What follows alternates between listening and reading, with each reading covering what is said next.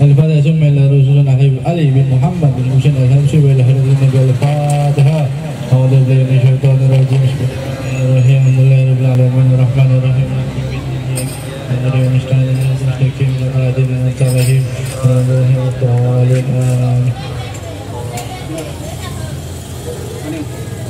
يا ربي صل على محمد يا ربي صل عليه وسلم. ربي صل على محمد يا ربي صل عليه وسلم. صل على محمد أسرى في بدر في الكون أشراق. يا ربي صل على محمد يا ربي صل عليه وسلم. يا ربي صل على محمد أكرم داء يدعو إلى الحق. يا ربي صل على محمد يا ربي صل عليه وسلم. يا ربي صل على محمد المصطفى الصادق المصدق. يا ربي صل على محمد يا ربي صل عليه وسلم. يا ربي صل على محمد على الورى منطق وأسلاق. يا ربي صل على محمد يا ربي صل عليه وسلم. يا ربي صل على محمد أفضل من بينطق وتحقق.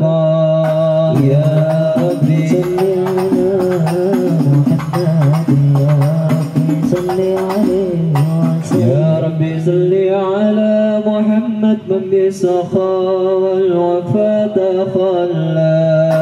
يا ربي صل على محمد يا ربي صل عليه وسلم. يا ربي صل على محمد واجمع من السمل ما تفرق. يا ربي صل على محمد يا ربي صل عليه وسلم. يا ربي صل على محمد واسل وساهل ما قد تعاون. يا ربي صل على محمد يا ربي صل عليه وسلم. يا ربي صل على محمد وافتح من الخير كل مغلق. يا ربي صل على محمد يا ربي صل عليه وسلم. يا ربي صل على محمد وآله ومن بالنبي تعلق. يا ربي صل على محمد يا ربي صل عليه وسلم. يا ربي صل على محمد وآله ومن للحبيب يغشى. يا ربي صل على محمد يا ربي صل عليه وسلم. يا ربي صل على محمد ومن بحبل النبي توفاق. يا ربي صل على محمد يا ربي صل عليه وسلم. يا ربي صل على محمد يا ربي صل عليه وسلم. يا ربي صل على محمد يا ربي صل عليه وسلم. يا ربي صل على محمد يا ربي صل عليه وسلم. يا ربي صل على محمد يا ربي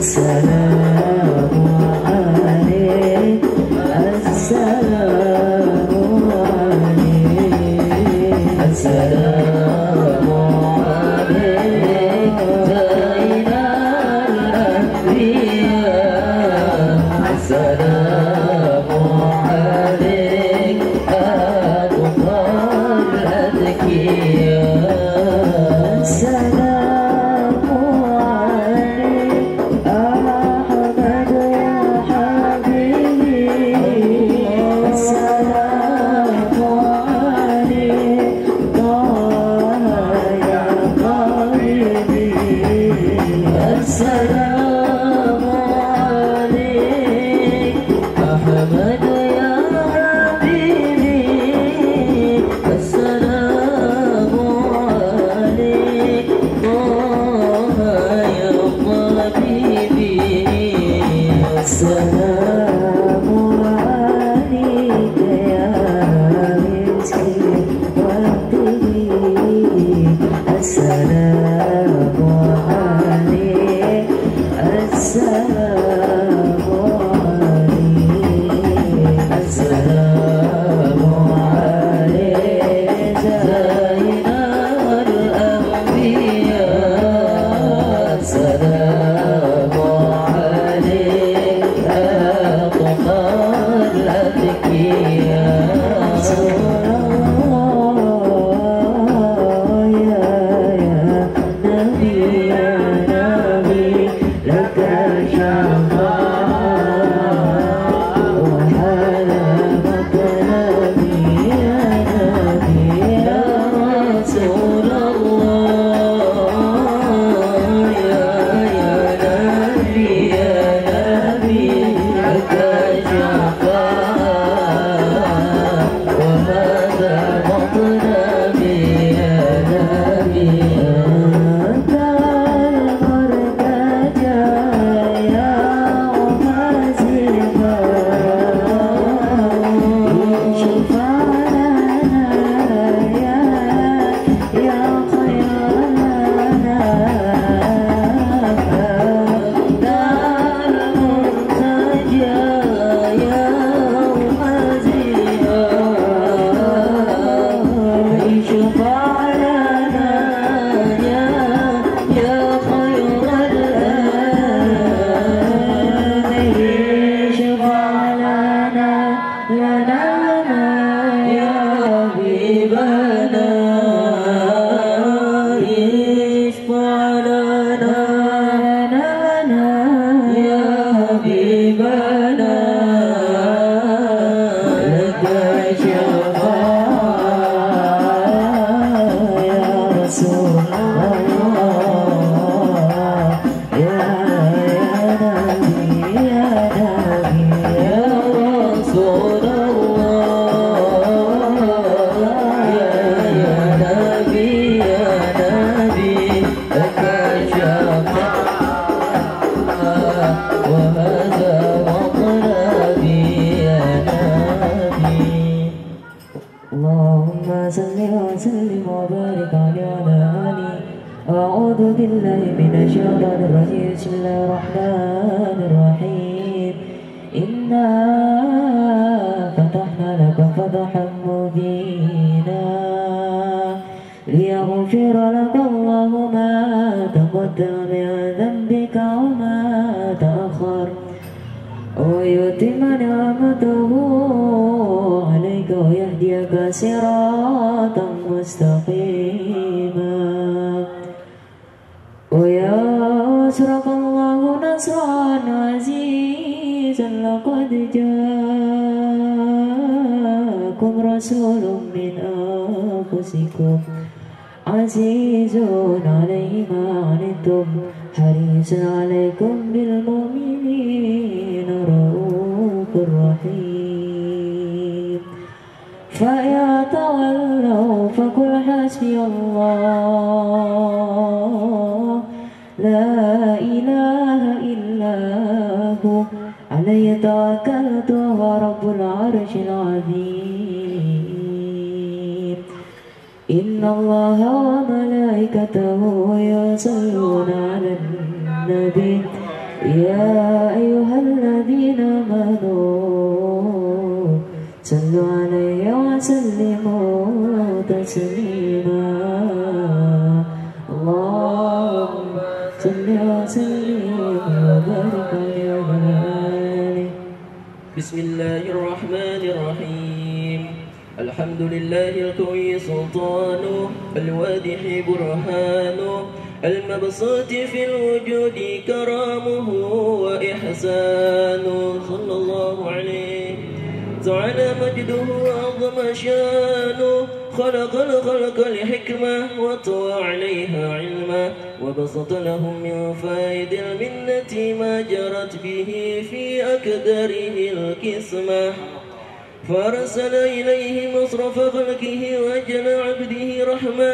سلكت إرادته الأزلية بخلق هذا العبد المحبوب، فانتشرت آثار وشرفه في عوالم شهادته والغيوب.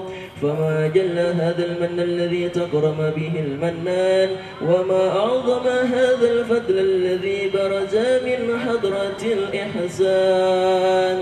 سورة كاملة ظهرت في هيكل محمود، فتعطرت بوجودها كناف الوجود، وطرزت برد العوالم بطراز تكريم. اللهم صل وسلم أشرف صلاة وتسليم على سيدنا ونبينا محمد الرؤوف الرحيم. اللهم صل وسلم وبارك عليه وعلى آله.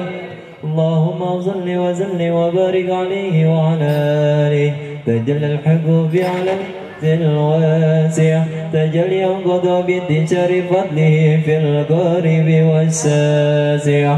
ولو الحمد الذي لا تنحشر أفراده بتعداد، ولا يمل التفرع بكسرة دردات، حيث أبرزت من الإمكان صورة الإنسان، ليتشرف بوجوده ثقلان، وتنتشر أسراره في الأكوان.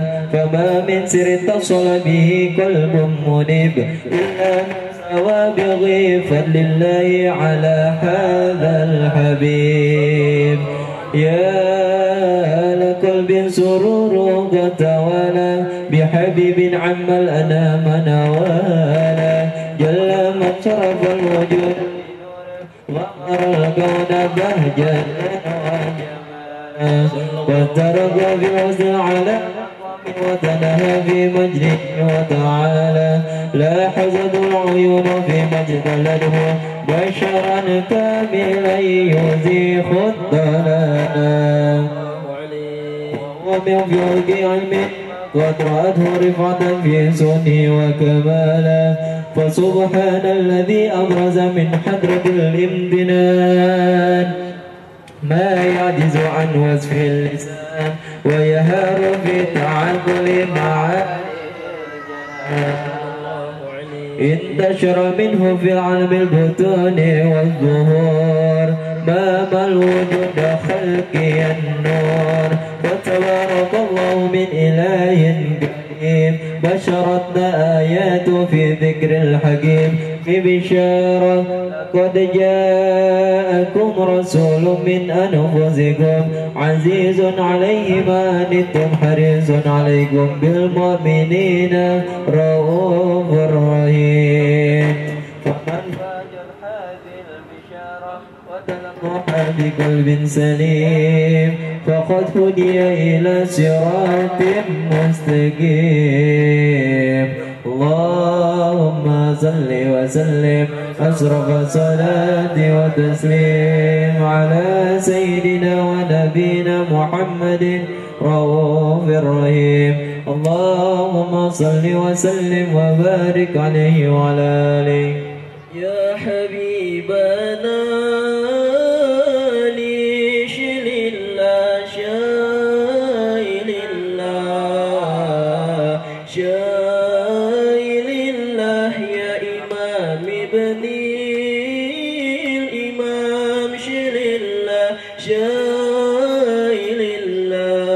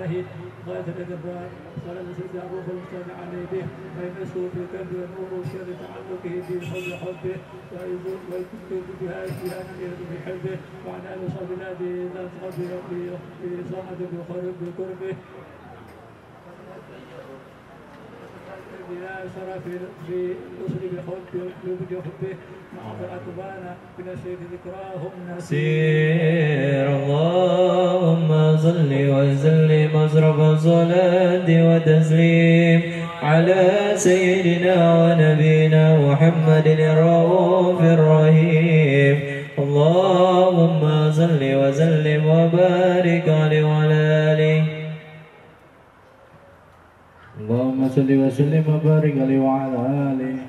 أما بعد فلما تعلقت إرادة الله في العلم القديم بظهور أسرار تخصيص للبشر الكريم بتقديم وتكريم ونفذت القدرات الباهرة من نعمة الواسعة الآمنة العامرة فانفلقت بيضة التشريع في العالم المطلق الكبير عن جمال مشهود بالعين حاول وصف وفي الكمال المطلق والحسن التام وزين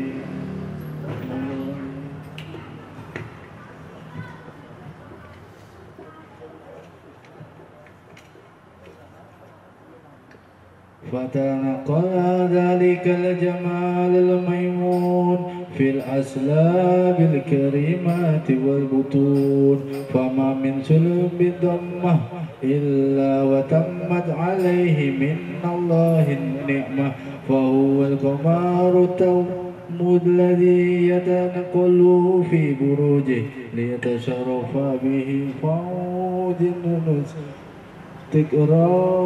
تكراره وموضع خروجه وقد قضت الأقدار الأزليات بما قدت وأظهرت من سر هذا النور ما أظهرت وخصصت به من خصص صلى الله عليه فكان مستقره في الأسلاب الفاهرة والأرحام الشريفة الطاهرة حتى برز في عالم شهادة بشر لا كالبشر صلى الله عليه ونورا حيار الأفكار ظهوره وبهر فتعلقت بهمة غير كمل هذه الفروق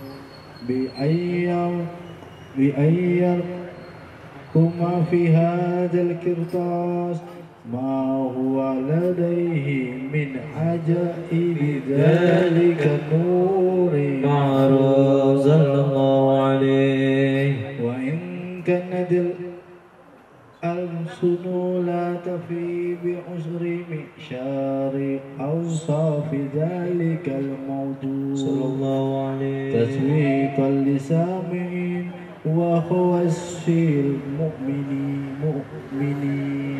وترفي حل المتعلقين بهذا النور المبين صلى الله عليه فأنا تغيب الأقلام عن سوء خير الأنام ولكن هزأني إلا تدويني ما حفظته من شعر أشراف المخلوقين صلى الله عليه وما أكرم الله به في مولده من الفضل الذي عم العالمين صلى الله عليه وبقيت في الكون منشورة على مريء أيام وشهور والسنين داعي تعلقي بهذه الحضرات الكريمة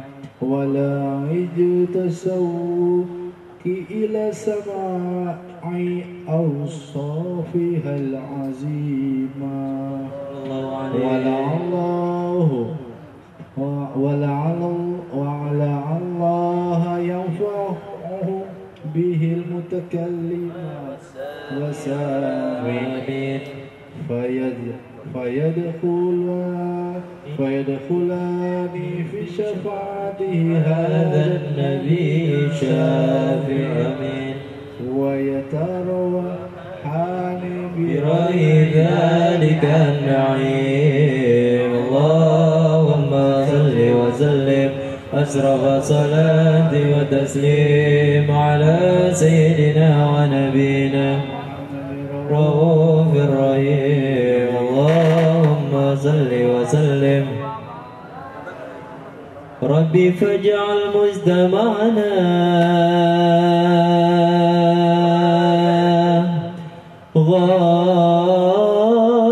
غايته حسن الختام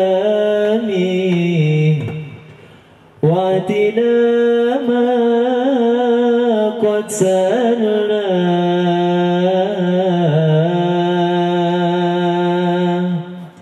من عطايا كالجسام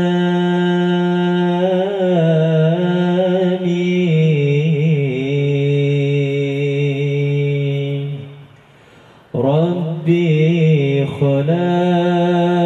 خلاك طه من نور فيه احترام فيه احترام ناداه باليا مختار أنت الأمين أنت الأمين ربي خلاك طه بالنور فيه احترام فيه احترام ناداه باليا مختار أنت الأمين أنت الأمين لما ارتقى البيت المعمور صلى إمام صلى إمام لما ارتقى البيت المعمور صلى إمام صلى إمام وقد دنا بربه البهي الجليل البهي الجليل ربي خلاك طه بالنور فيه احترام فيه احترام ناداه باليا مختار أنت الأمين أنت الأمين نور تعال تحظى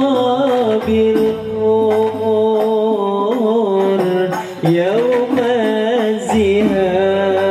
الزهام يوم الزهام إن أنت تحظى بالخور يوم الزهام يوم الزهام صلي على بهي الأنوار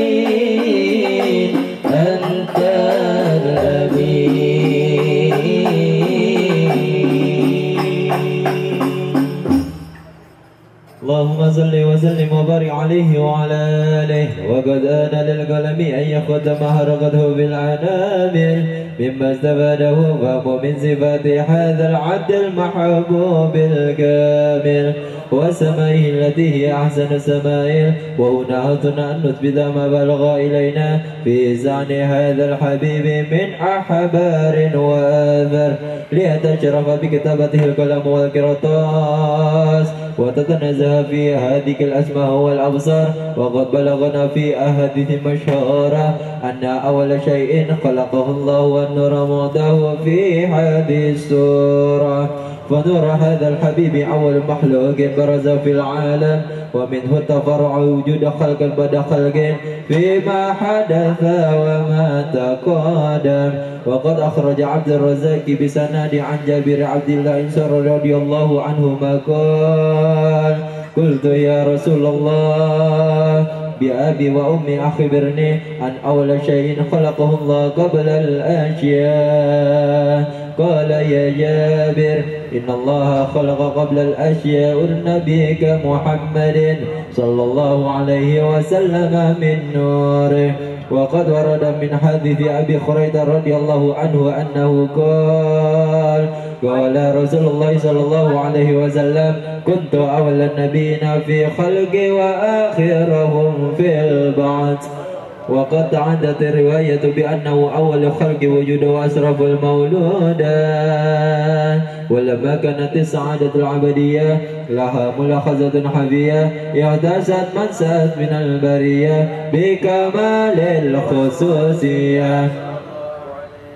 فاستبع هذا النور المبين أسلب وبطون من شرفته من العالمين. فتلقى هذا النور من صلب آدم ونوح وإبراهيم حتى أوصلته يد علم القديم إلى من خصته بتكريم أبيه الكريم عبد الله بن عبد المطلب ذي القدر العظيم. وأمي التي فيه مخافي ومحافي وآمنة السيدة الكريمة آمنة. فتلقى صلب عبد الله فالقوا إلى بطنها وضمته عساه بيونة الله محافظة على حق هذه الدرة وأوصونها. فحملت برعاية الله كما ورد عنها حملا خفيفا لا تجد له ثقلا ولا تسكو منه علما ولا عللا حتى مر الشهر بعد شهر من حمله وقرب وقت بروزه إلى عالم الشهادة لتنبسط على آل هذا العالم فيوضة فضله وتنتشر فيه آثار مجده السميع. اللهم صل وسلم وصلاة وتسليم على سيدنا ونبينا محمد الرؤوف الرحيم. اللهم صل وسلم وبارك عليه وعلى آله. يا رسول الله سلام عليك يا رفيع الشان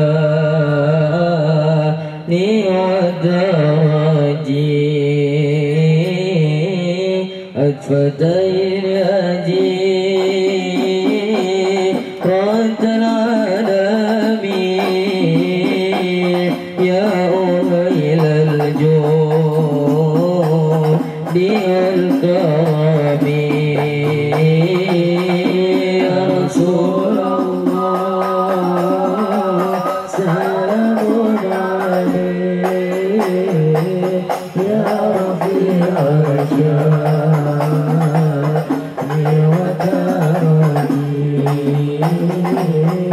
الفتيات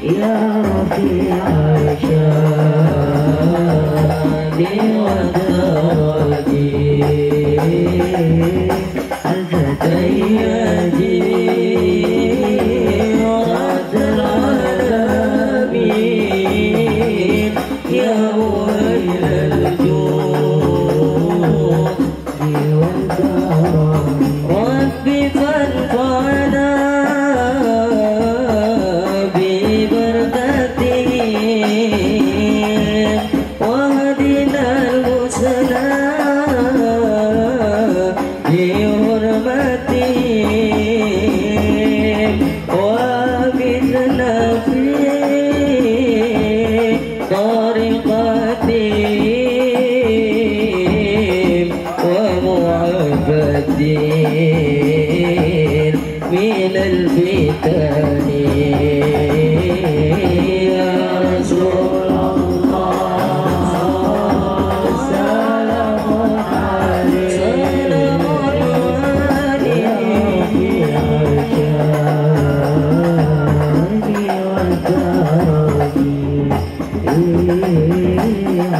شاني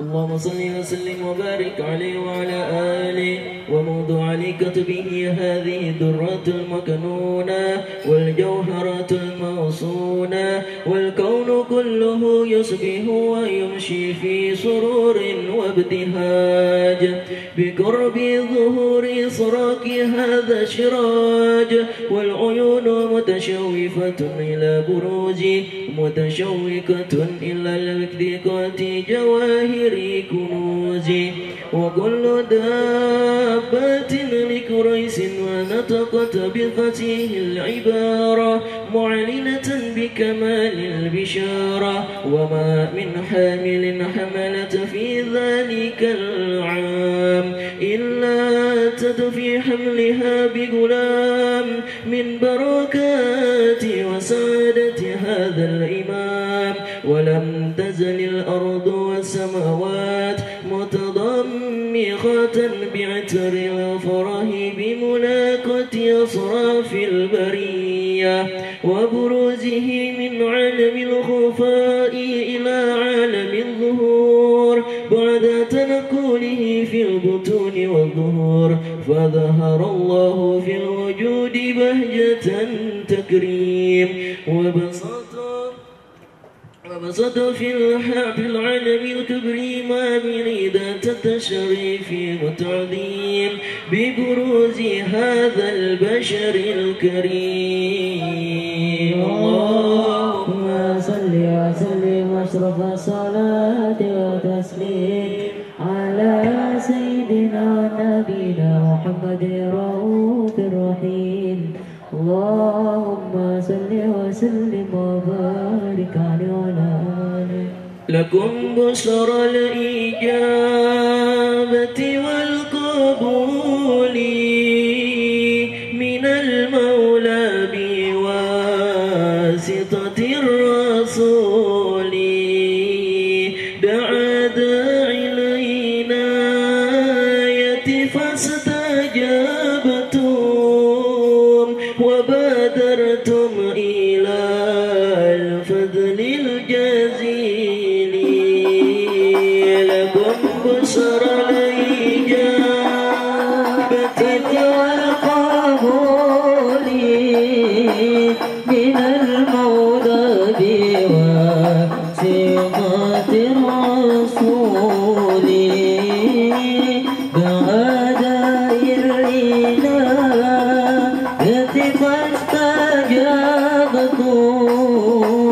وبادرتم إلى الفضل الجزيل وصلتم فاجتمعتم واتصلتم فكان الوصل فائدة الوصول نزلتم في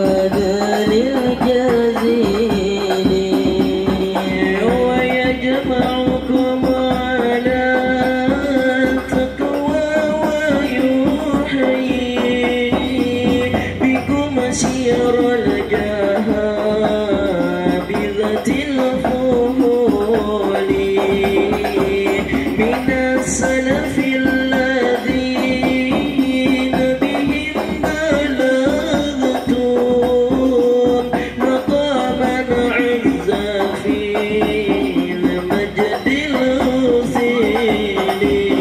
الوصيل لكم بشرى الإجابة والقبول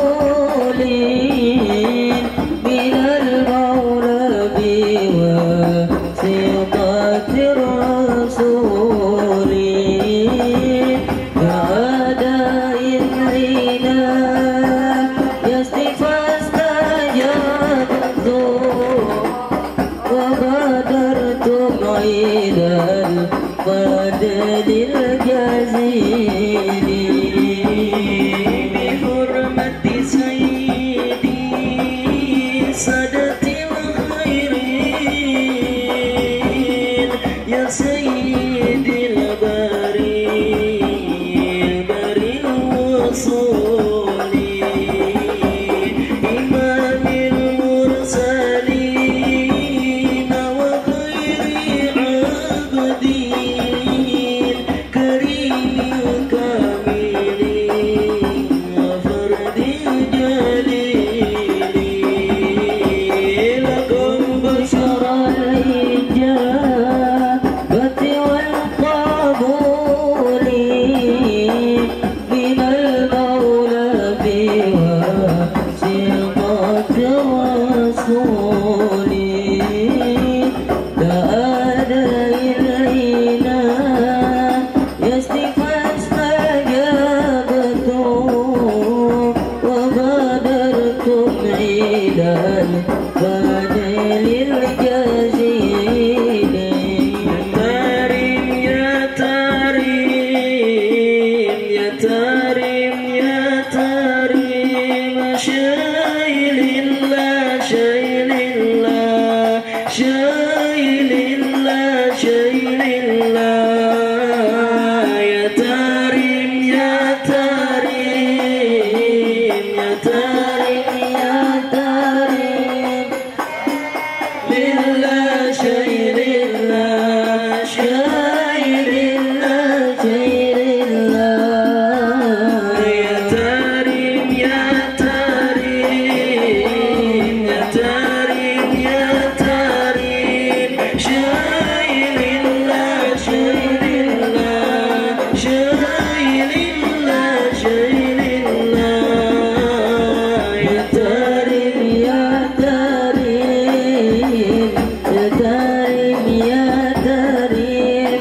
شايل الله شايل الله شايل الله شايل الله بدأتنا أولياء بدأتنا أولياء شايل الله شايل الله شايل الله شايل الله يا تريم يا تريم يا تريم يا تريم شايل الله شايل الله شايل الله شايل الله بجاه بعلوي بجاه بعلوي شايل الله شايل الله شايل الله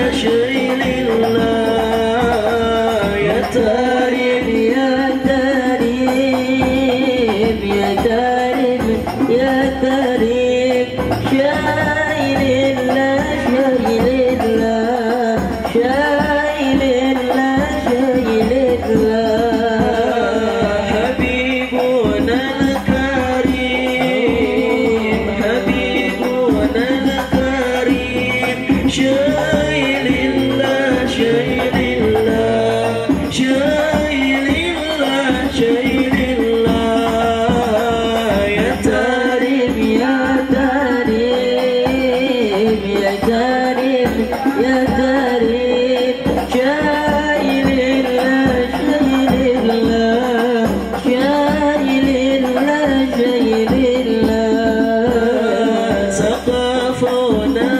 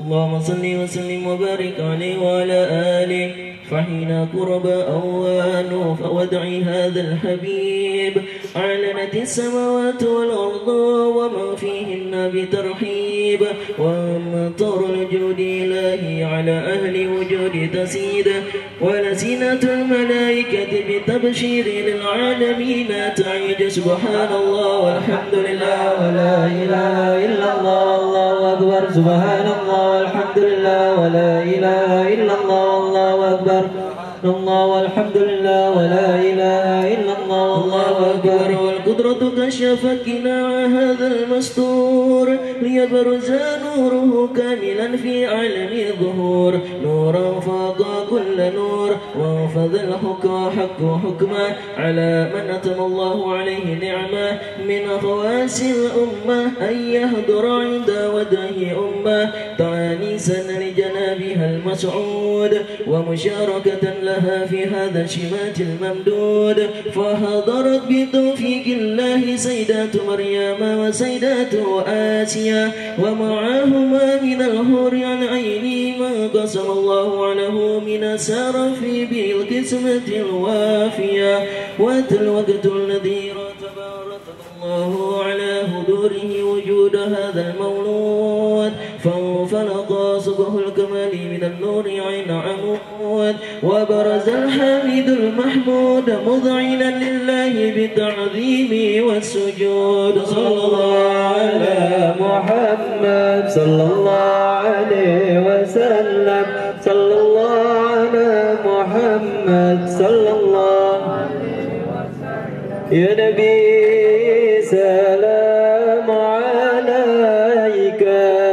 يا رسول سلام عليك يا حبيب سلام عليك صلوات الله عليك الله يا نبي سلام عليك يا رسول سلام عليك يا حبيب سلام عليك صلوات الله عليك أشرق الكون بديهايات بوجود المصطفى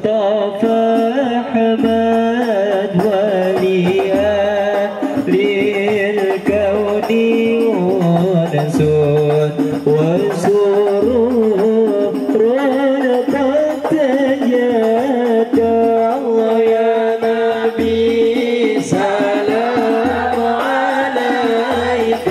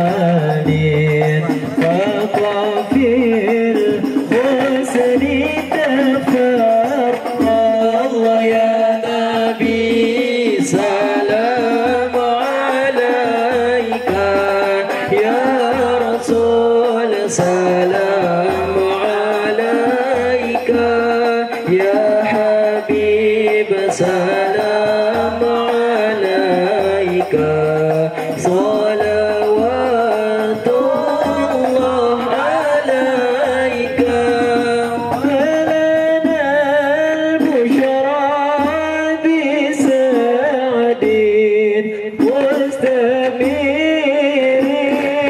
ليس ينفد حيث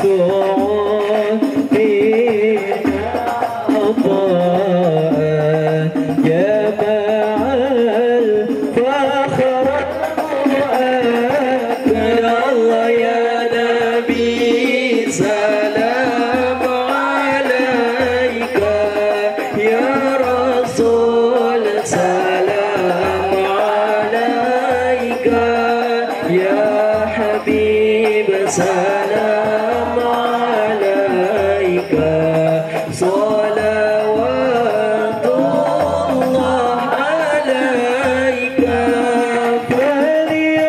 فلربي كل حمد جل أن يحصره العاد إذا حبانا بوجود المصطفى الهادي محمد الله يا نبي سلام عليك يا رسول سلام عليك يا حبيب سلام عليك صلوات الله عليك أبا يا رسول الله أهلا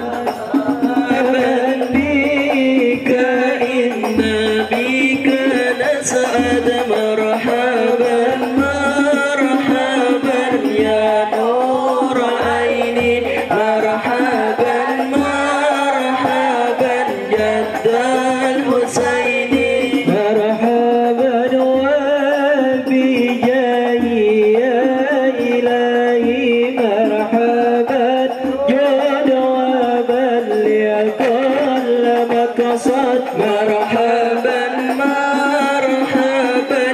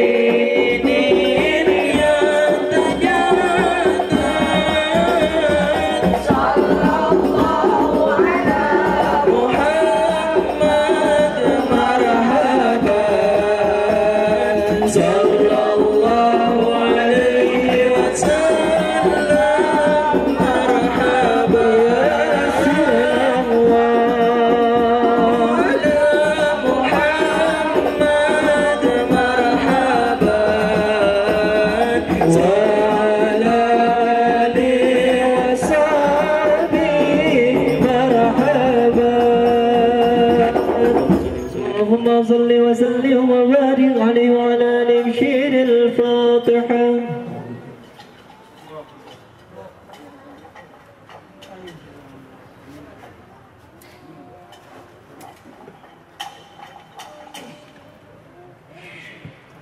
عباد الله رجال الله أغيثنا لأجل الله وكونوا عوننا لله عسى نحظى بفضل الله.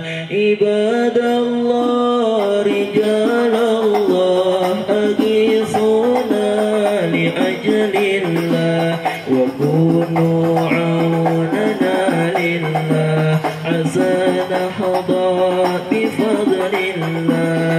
ويا أقطاب ويا أنجاب ويا سادات ويا أحباب وأنتم يا أولي الألباب تعالوا وانصروا لله. عباد الله رجال الله أغيثونا لأجل الله وكونوا عوننا لله عسى نحظى بفضل الله. سألناكم ولزلفى رجوناكم وفي أمر قصدناكم فشدوا عزمكم لله. عباد الله رجال الله أغيثونا لأجل الله وكونوا عوننا لله عسى نحظى بفضل الله. فيا ربي بسادتي تحقق لي عشارتي عسى تأتي بشارتي ويصفو وقتنا لله. عباد الله رجال الله أغيثونا لأجل الله وكونوا عوننا في الله عسى نحظى بفضل الله. صلاة الله مولانا على من بالهدى جانا ومن بالحق أولانا شفيع الخلق عند الله. عباد الله رجال الله أغيثونا لأجل الله وكونوا عوننا في الله عسى نحظى بفضل الله.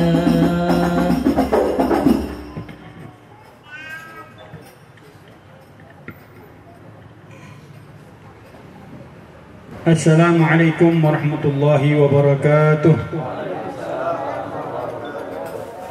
Allahumma lakal hamdu syukra wa lakal mannu fadla nastaghfiruka ya hayyu ya qayyum salli wa sallim adada ilmika ala abdika wa rasulika wa habibika sayyidil ma'sum sayyidina wa maulana Muhammad wa ala alihi wa sahbihi wa ahli mahabbatihi wa aslih syu'un ummatihi فرج عنا الهموم والغموم يا حي يا قيوم. وما بعد.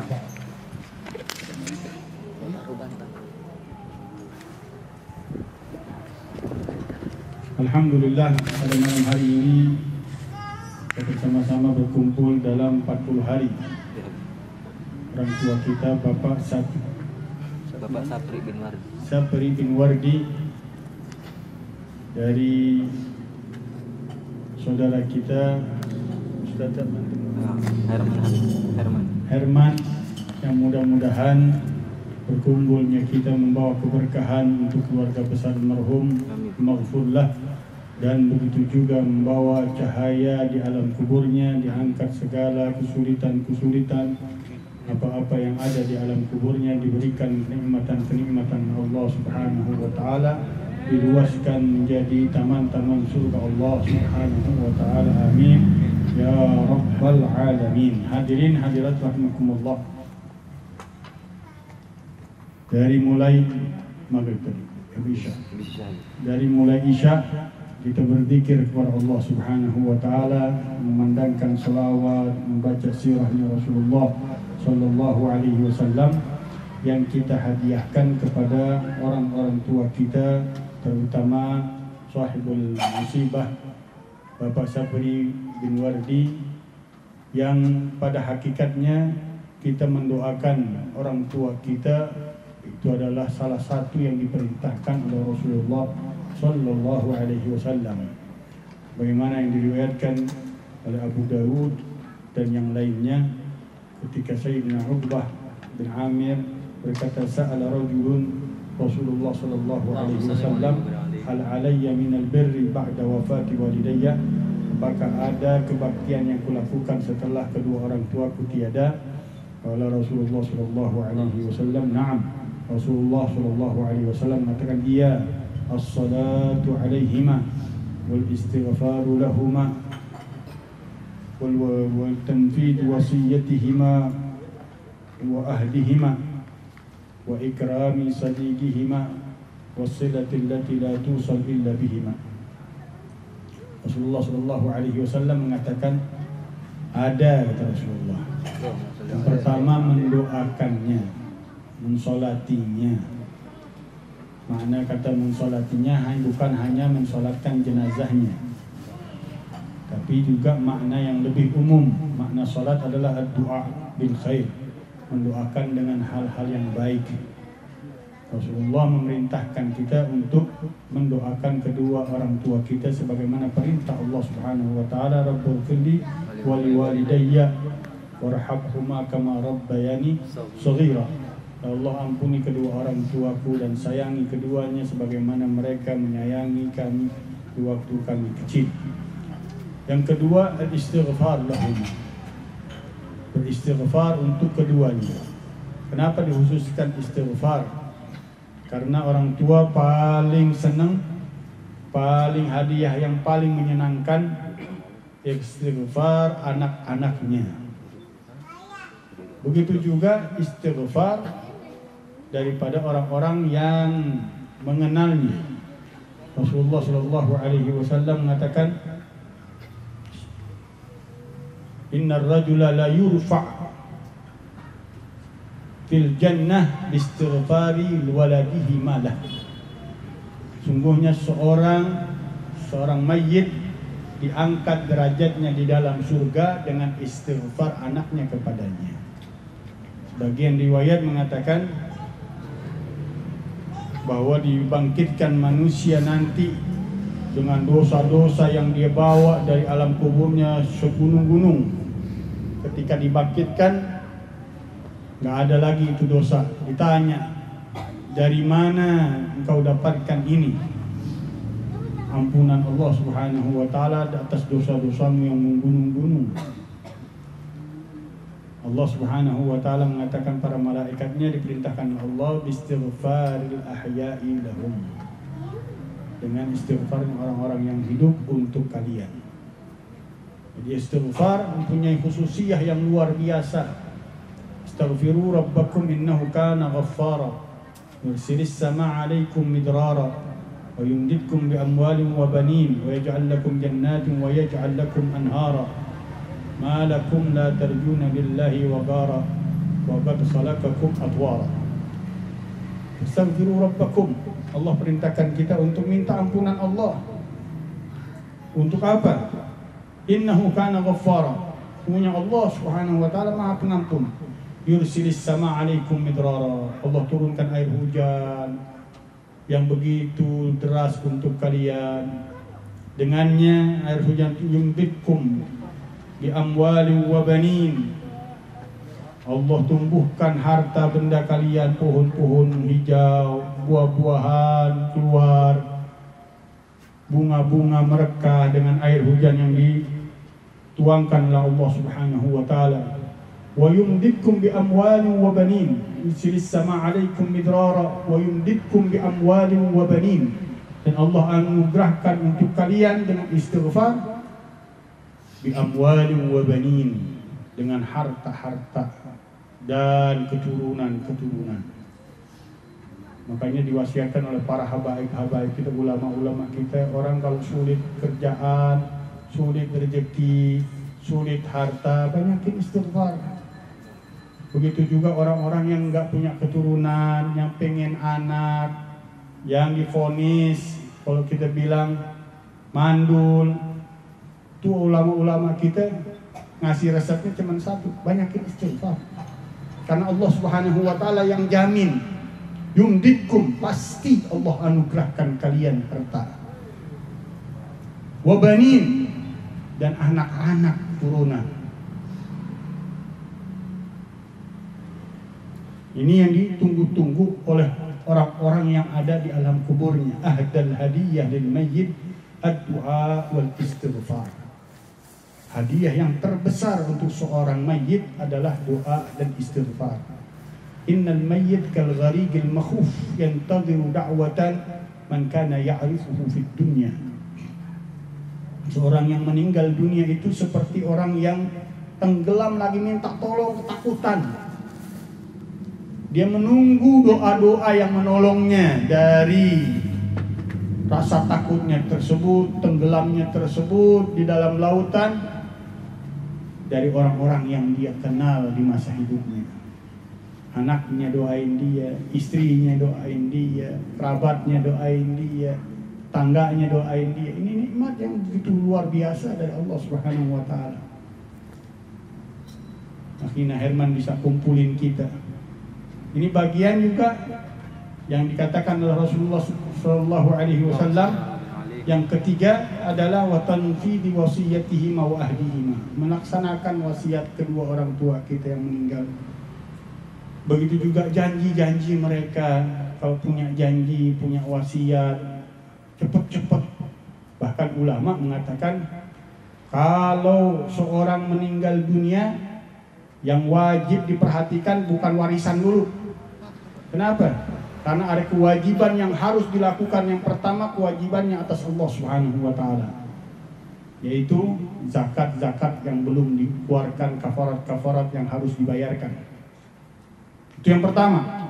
Yang kedua, duyunul mu'allaqah bidzimmah, utang-utang yang masih jadi tanggungan si mayit. Itu yang kedua yang harus dijalanin. Yang ketiga, al-wasiyah, wasiatnya. Yang keempat, tajhizul janazah, mempersiapkan jenazahnya, pengurusannya sampai penguburannya. Baru yang terakhir itu warathah, warisannya, bagi-bagi. Ini kata ulama, kalau 4 yang duluan, haknya Allah, utang piutang, kemudian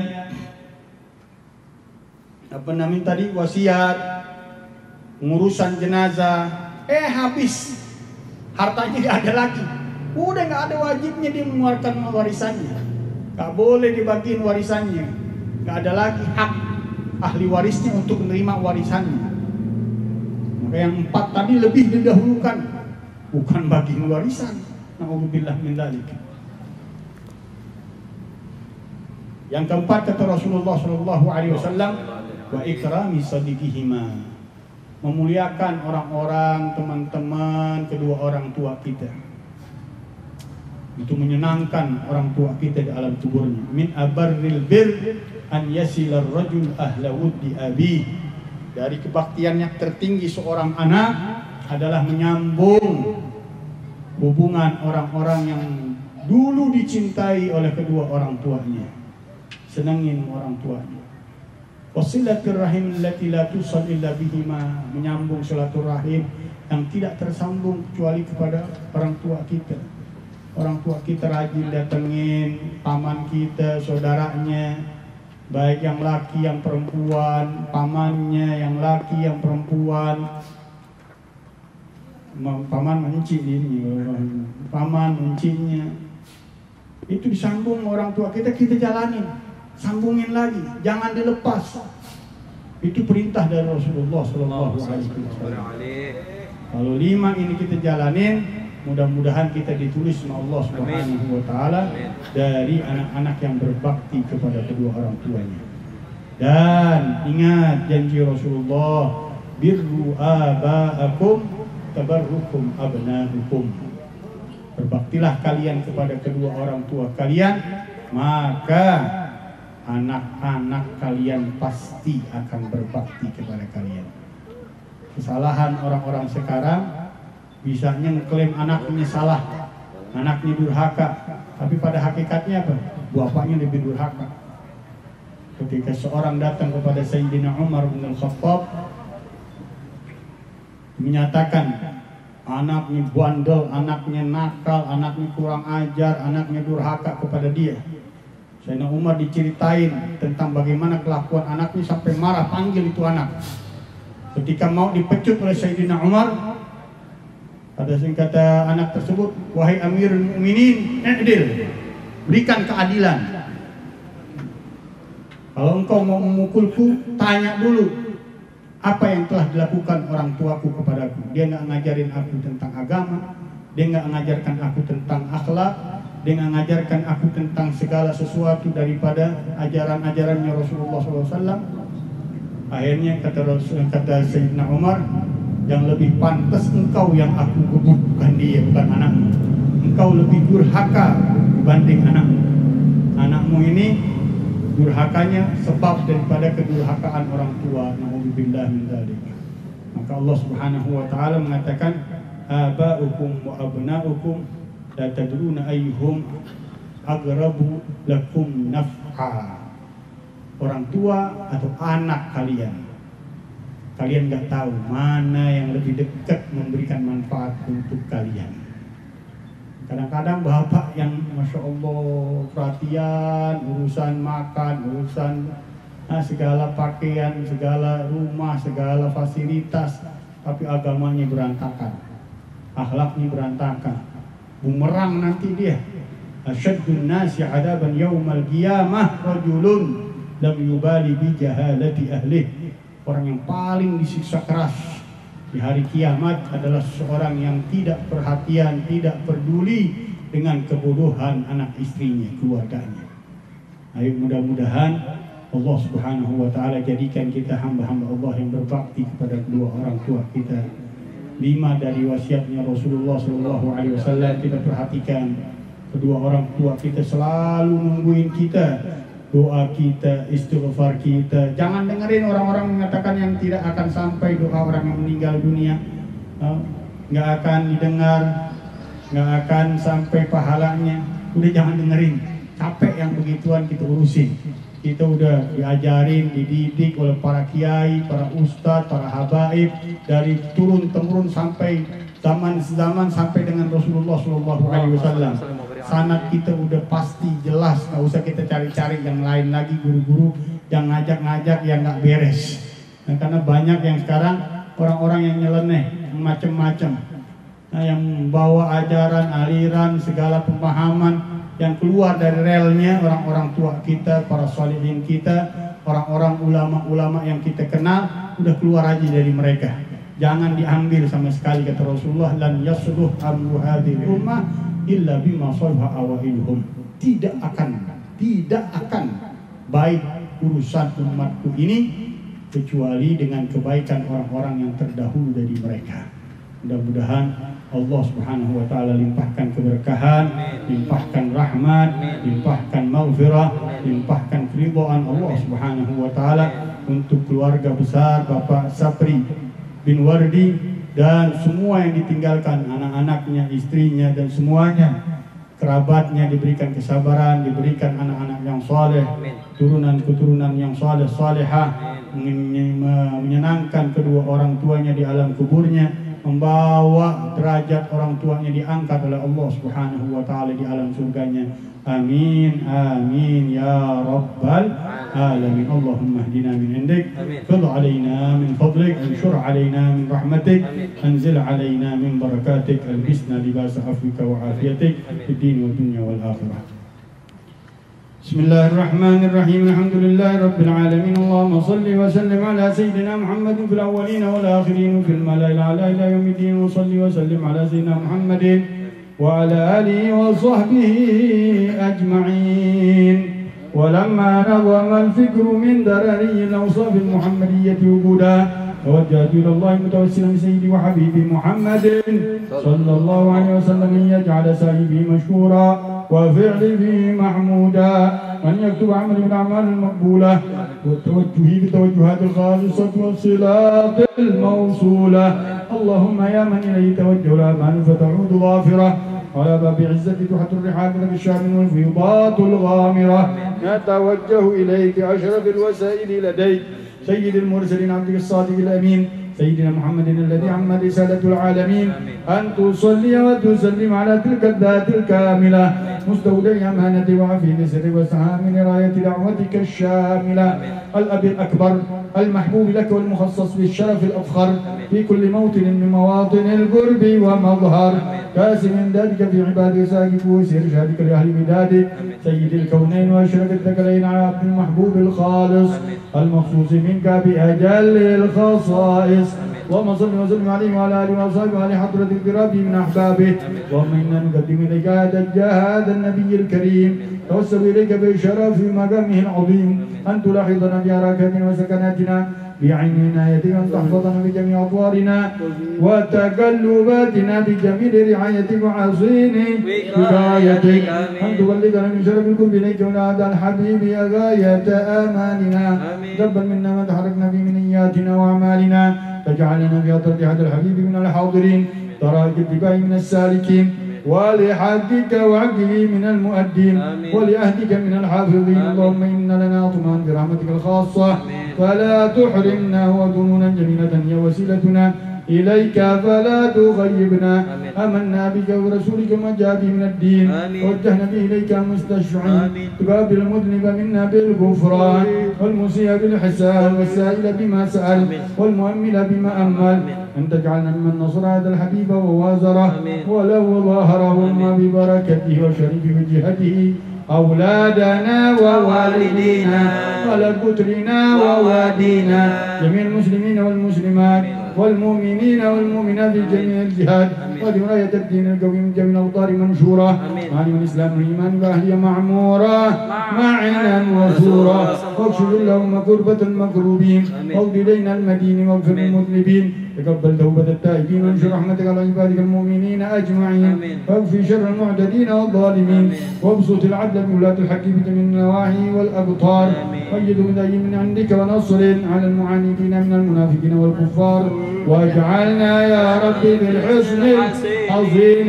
من جميع البلايا بالحرز المكين من الذنوب والخطايا وأدمنا بالعمل بطاعتك والصدق في خدمتك قائمين. لا توفيتنا فتوفنا مسلمين مؤمنين واخدمنا منك بخير أجمعين. صل وسلم على هذا الحبيب المحبوب الأجسام والأرواح والقلوب ولا آله وصحبه من إليه منسوب وآخر دعوانا أن الحمد لله رب العالمين. وصل اللهم ثواب ذلك إلى روح إليزا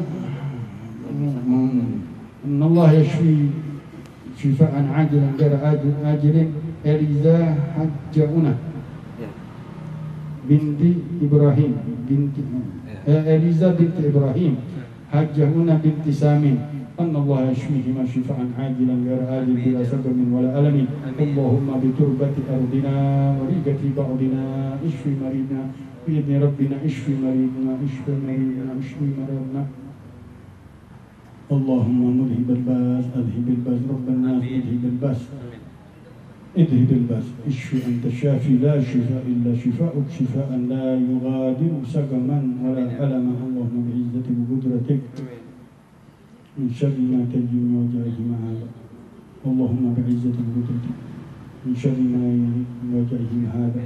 على هذه النية وعلى كل نية صالحة وعلى حضرة النبي الفاتحة.